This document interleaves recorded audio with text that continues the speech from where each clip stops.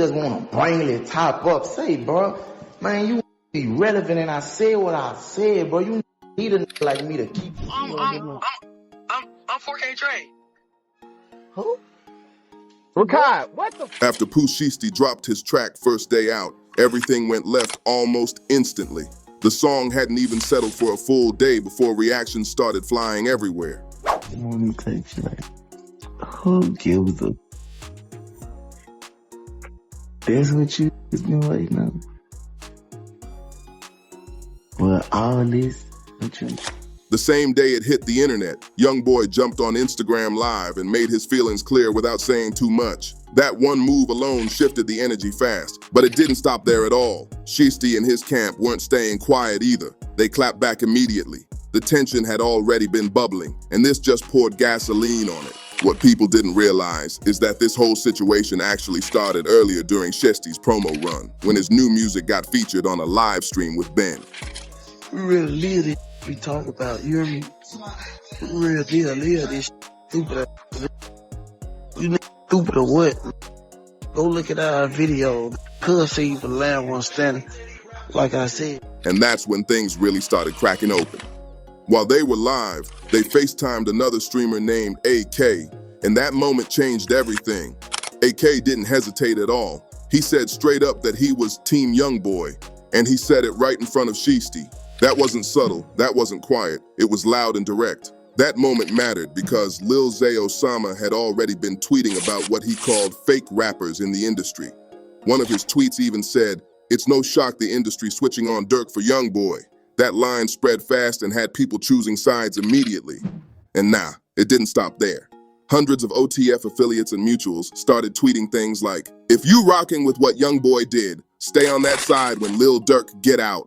That energy was everywhere during that same live. Things got even messier when a girl on the stream admitted she didn't even know who Lil Durk or OTF were. That didn't sit right with Shiesty at all. He wasn't feeling that energy one bit, and you could tell it rubbed him the wrong way instantly. No matter how you slice it, everything kept circling back to Lil Durk. But the real reason Shiesty finally went at YoungBoy didn't come out until later, once Durk was locked up. With Durk behind bars, YoungBoy was still winning, still dropping music, still moving strong. And that shift didn't go unnoticed. Shiesty tried stepping toward YoungBoy first, but that move didn't land how he probably expected. Real though, I don't see why this was surprising or new to y'all. Everybody jumping ship because this how the industry is. Nobody in the industry is gonna stick around you when you at your lowest. If they can't get clout, notoriety, money, fame, features, videos, something that they could benefit from off you, they're gonna jump ship. I don't see why it's surprising that everybody is on YB in the industry. That's how it go. They only gonna f you when it's beneficial to them. None of these ain't grow up with Dirk. None of these ain't friends or real homies with Dirk for real, for real. You know what I'm saying? Or they would never change, or they would never jump ship. Cause where we from, if you with me, my option's your option's mine. Some people don't look at it like that. Some people look at it like I f with both parties, I ain't got nothing to do with it. And look, you not wrong for that. You know what I'm saying? Like I said, shout out to the that still there, stayed down for Dirk, his real family and friends. The moment things really escalated was when DJ Academic spoke up and said if Shiesty wanted to be taken seriously dissing YoungBoy, he needed to drop a real anthem, not just talk. That message reached YoungBoy fast. He tweeted, "Let them numbers speak for themselves. Don't say my name again." That wasn't just music talk, that was pressure. Academics even added that YoungBoy isn't scared of handling situations beyond the booth, which only made the situation heavier. And once Shiesty dropped "Hello, Revenge," the warning signs were already there. Other rappers were telling him this wouldn't end well, but the track still dropped, and the internet had opinions immediately. When "Hello, Revenge" finally dropped, the reaction was immediate, and not in a good way. From the jump, people were side-eyeing the lyrics, trying to figure out what Shiesty was really aiming for. The song sounded more like a statement than a warning, but that statement didn't land how he probably expected. The bars had people confused. Lines like, "Pop up, opt out, guys, can't turn me down, choppers up, top down, boy, I'm your daddy now," had folks scratching their heads instead of feeling pressure. Instead of sounding intimidating, the verse felt forced to a lot of listeners. The internet wasn't buying it. Almost instantly, rappers behind the scenes started telling Shiesty to relax before things went left. The word was spreading fast. Dissing YoungBoy was not the move. The tone felt off, and instead of building momentum, it opened Shiesty up for jokes. That's when Freddie Gibbs jumped in and really sealed the mood. He commented, "I don't know if bro's serious, but I've been laughing at this for 20 minutes. That one line said everything. Once Freddie laughed it off, the internet followed right behind him. From that point on, the whole situation turned into comedy instead of conflict. Memes flooded the timeline, reaction videos popped up everywhere, and nobody was treating the diss like a real threat. That's when things really started slipping for Shiesty. When YoungBoy finally reacted, he didn't even need to respond with new words. His team reposted an old clip where Shiesty himself admitted the truth. In that video, Shiesty said, "Let me know who beat me, bro. Respectfully, the only one that's really ahead is YoungBoy." That clip hit hard because it came straight from Shiesty's own mouth. No edits, no twisting, no reaching. Once that video resurfaced, the conversation was over for a lot of people. Apologize to me. Man, Ricardo, hey, We hey, on look, safe man, in you the gotta, man, just rep anything, man. Just say you something, and then you good. Damn, get on that Oh, I'm 4K Trey. Who? Ricardo, what the man? You just said what? You could Hang up on him, cuz. He ain't no. I'm finna, Folks said nice, I'm man. finna you right, right. YoungBoy doubled down by retweeting reactions of people laughing at the diss. He let the internet do the work for him. One viral moment came when Charleston White went off on Shiesty, saying he shouldn't even be mentioning YoungBoy like that. But here's where it got wild. Just 1 week earlier, Charleston was saying the complete opposite, agreeing with Shiesty and criticizing YoungBoy's music, claiming it wasn't good at all. That flip had people calling him out immediately. The timeline loved the chaos. Screenshots started flying, old clips resurfaced, and nobody let Charleston slide. That switch-up made everything louder. What really stood out was this. Even people in the industry who actually agreed with Shiesty's points still weren't rocking with him. The message wasn't the problem. The delivery was, especially when he leaned into lines like, "You bad for the youth, nothing positive you do." That angle didn't hit how he thought it would. Instead of sounding bold, it came off preachy. When he added bars like, "Your aura give me the ick, guys like you make me sick," people tuned out completely. The tone killed whatever momentum he had left. That's when DJ Academic stepped back in and said Shiesty was clearly trying to move like X6 but the respect level wasn't the same. Academic said intent matters, but impact matters more, and that impact just wasn't there. And here's where people started realizing this wasn't just about YoungBoy anymore. Belly chopper, bro. No more breakdancing, no more belly rolling and like that, gyrating. If you making a diss song at Kentrell Deshaun Golden, you gotta make some anthem with like some military tanks. That's how he's coming. First Day Out wasn't aimed at just one name.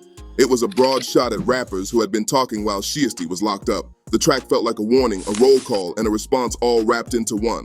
One line in particular set the internet off immediately. When Shiesty rapped, "Street guys get tummy tucks," fans instantly started connecting dots.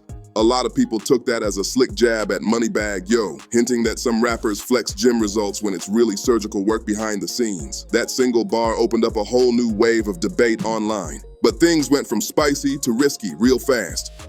Not long after the song dropped, news started spreading that Shiesty was reportedly being looked at by authorities again. That changed how people heard the lyrics completely. What started as a flex suddenly sounded like potential self-incrimination to some listeners. Fans began replaying the track line by line, asking questions out loud.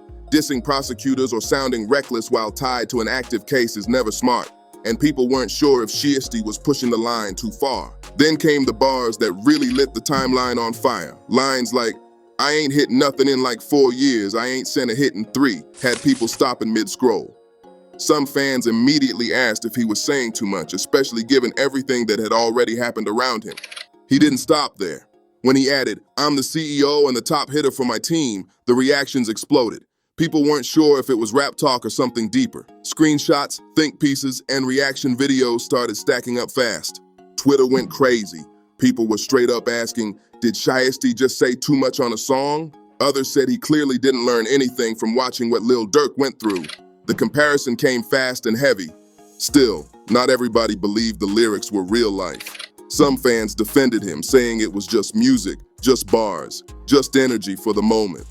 But once the conversation reached industry figures, things got louder.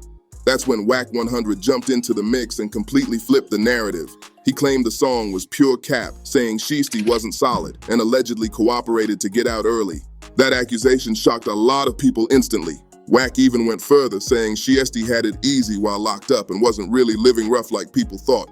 Those comments spread fast and turned the situation from debate into full-blown controversy. Once Whack spoke, other rappers started chiming in. Accusations flew, lines were drawn, and the internet split right down the middle. Some believed Whack, others called him out for talking too much. But one thing was clear. This situation was getting bigger than music, and the next chapter was about to expose everything that really happened behind the scenes. Once the accusations started flying, Big 30 jumped in fast to defend Shiesty. He didn't hesitate at all.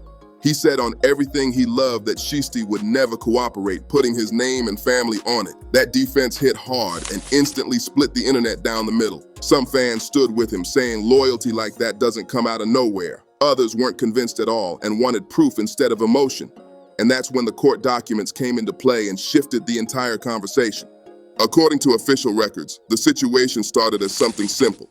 A planned meetup to buy sneakers and other items. On the surface, it looked like a regular transaction, nothing crazy at all. But once everyone arrived, the energy changed fast. Young boy ain't messing with nobody. The boy doing his thing, standing his own lane. And yeah, I love him. I love him.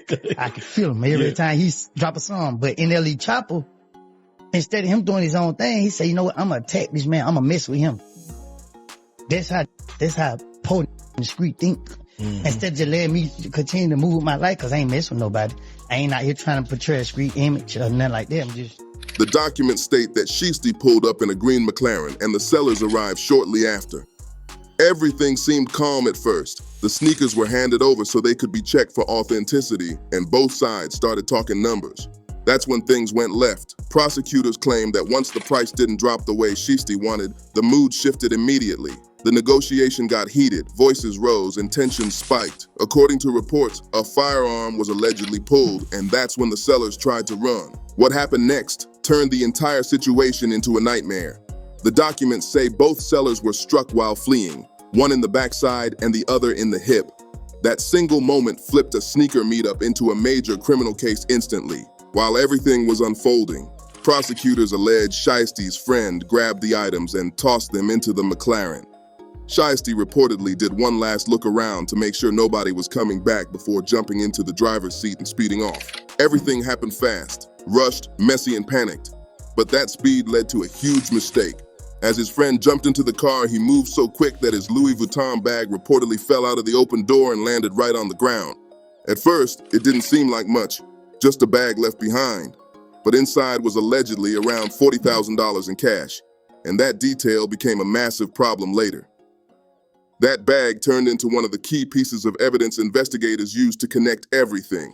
After leaving the scene, Shiesty reportedly headed straight toward the Miami airport and rented a private jet to leave the state. On paper, it looked like a clean escape plan. But reality hit different. Authorities eventually caught up, and he was arrested not long after. Once booked, he posted a $30,000 bond and was released. But that freedom didn't last long at all. The legal pressure tightened fast. And within months, the case took a serious turn that nobody could ignore. After the arrest, things didn't cool off at all. They tightened up fast. Who beating me, bro? Respectfully, the only thing that's really respectfully, the only thing that's really ahead in that space is Young. A couple months later, the case officially took a serious turn. And that's when DJ Academics broke the news that shook the internet. He tweeted that Pooh Shiesty had been sentenced to 63 months in prison. That one post hit fans hard. At first, people were sick about it. Shiesty was originally facing up to 8 years, and it felt like supporters were about to miss a long stretch of music and momentum. For a moment, the energy online felt heavy, almost like a loss. But once the details settled in, the reaction started shifting. People realized something important. 63 months wasn't as bad as it sounded considering the charges on the table. By the time the sentence was announced, Shiesty had already been locked up for about a year, which changed the math completely. Academics later explained that Shiesty could realistically be home in 1 to 2 more years, depending on time served and credits. That revelation shocked a lot of people. Yeah, but listen to me. You can't go walk the runway with that little walk. You remember that walk you had? I think I'm a bad. You can't come back with that walk. I think I'm a bad. You can't come back with that NLE chopper with that boy. Now them boy got some dances. Them boy, but you went to holler about if you was a bad. I suck my tooth. You are disqualified from saying anything to Kentrell. NLE, you have been disqualified. I wouldn't give if you and King Von got in the car and shit together. Once you learn that walk, like that runway model walk, and you went in front of the whole world, you can't come back over here to this side of the railroad track and go to barking. No. Go back over there and finish, nephew. Go back over there and finish being the bad. Suddenly, what looked like a long sentence didn't feel so permanent anymore. The biggest question then became how the sentence got reduced. That's when reports came out explaining that Shiesty agreed to a proffer. That's a legal process where someone provides information related to their own case in exchange for a lighter sentence. Once that detail hit the timeline, everything exploded again. Some fans called it a smart legal move, saying he played the system the right way. Others weren't buying it at all and immediately started questioning what information was shared. That split the internet fast. Half the crowd said survival comes first. The other half said certain lines shouldn't be crossed. Either way, it was clear. This case was never just about rap. It was about real consequences and real courtroom strategy. Legally speaking, a proffer deal holds serious value. It speeds the process up, avoids a long trial, and the system actually rewards cooperation. That's how the law works, whether people like it or not. But in the streets, perception matters just as much as paperwork. Other rappers weren't accepting that explanation. They started accusing Shiesty of talking beyond his own situation. That's when the word snitching started flying heavy online. That label stuck to the conversation and refused to let go. Even with legal facts on the table, public opinion stayed divided. What didn't help Shiesty at all was that the court process forced every mistake into the spotlight. And the first mistake stood out immediately. The incident happened right across the street from a police station. That alone made the case hard to fight. The footage used wasn't from random cameras. It came straight from police department surveillance. Officers arrived almost instantly and everything unfolded on video. From that point on, the case became airtight, and that wasn't even the worst part yet. Once investigators arrived, the evidence started piling up fast. Officers recovered the Louis Vuitton bag that had been left behind at the scene. That bag alone became a nightmare detail for Shiesty's case. Inside was allegedly around $40,000 in cash, and that discovery changed everything. Authorities didn't stop there. They reportedly matched the serial numbers on the bills to money spreads Shiesty had already posted online. That single connection locked the story together tight. Once investigators made that link, there was no room left to argue. Then came another major mistake, the green McLaren. Shiesty had already posted pictures and videos of that same car on social media. Same color, same build, same timeline. Once those posts resurfaced, the case lined up way too clean. What looked like flexing online turned into evidence in court. That decision took the situation from risky to unrecoverable fast. Every post added another nail to the case. The surveillance footage didn't help either. The incident happened so close to the police station that cameras caught almost everything. Officers responded within minutes, recovered evidence, and documented the scene before anything could disappear. Investigators also tracked Shiesty's movements after the incident. According to reports, he went straight toward the Miami airport and rented a private jet to leave the state. That move raised even more red flags. On paper, it looked like a smooth exit. In reality, it made everything worse. Authorities eventually caught up, and the escape plan fell apart completely. As more details came out, fans started replaying everything from the music to the interviews. Some people said the lyrics now sounded different, knowing what the paperwork showed. Others still argued it was all rap talk, but one thing couldn't be ignored. The system had proof, timelines, footage, and physical evidence. The case didn't rely on rumors or hearsay. It was built on receipts. That's why the proffer mattered so much. Once the evidence stacked up like that, there wasn't much room left to fight. The deal shortened the process and softened the outcome. Even if the perception stayed messy, This was the moment when people realized how fast things can flip. One bad decision turned into a chain reaction that no amount of clout or music could undo. The streets talk loud, but paperwork talks louder. And in this case, the paperwork told a story that was hard to deny. All of that set the stage for the final conversation, what this means for Shiesty moving forward, and how the internet reacted once everything became public. By the time all the details were public, the conversation had completely shifted. This wasn't about diss tracks or online arguments anymore. It was about real consequences and how fast the streets and the system can collide. What started as music turned into a full lesson playing out in real time.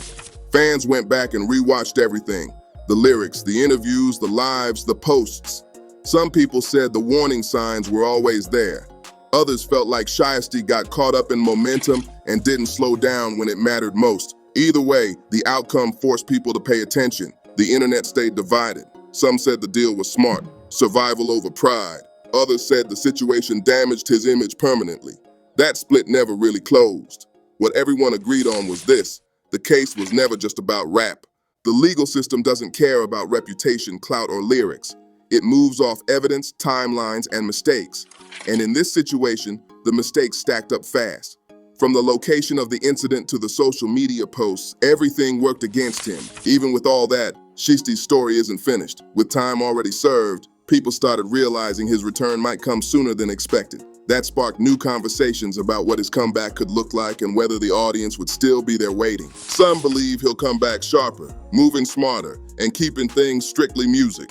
Others think the controversy will always follow him.